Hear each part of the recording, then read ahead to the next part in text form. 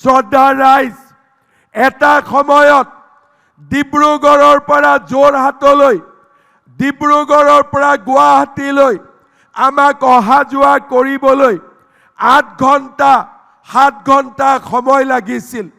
মোদী ডাঙৰীয়াই আজি আমাক ডিব্ৰুগড়ৰ পৰা গুৱাহাটীলৈ নেশ্যনেল হাইৱে দিলে। কেইটামান দিন আগতে তেখেতে কলিয়াবৰলৈ আহি কাজিৰঙাৰ ওপৰত 34 কিলোমিটাৰৰ ফ্লাইঅভাৰৰ নিৰ্মাণৰ কাম আৰম্ভ কৰিলে। ইয়াৰ ফলত লাভ কি হ'ব? ডিব্ৰুগড়ৰ পৰা গুৱাহাটীলৈ যোৱা সময় 1 ঘণ্টা কমি যাব। কাজিৰঙাৰ মাজেদি নহয়, আমি কাজিৰঙাৰ ওপৰেদি যাম। আপোনালোকে জানি ভাল পাব, এসময়ত নেশ্যনেল হাইৱেত অসমত ট্ৰাক চলিব নোৱাৰিছিল, গাড়ী চলিব নোৱাৰিছিল।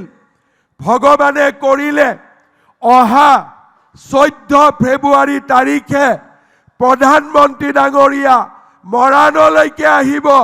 গাড়ীয়েদি নহয়, প্লেনেদি আহি ৰাস্তাত তেওঁ অৱতৰণ কৰিব।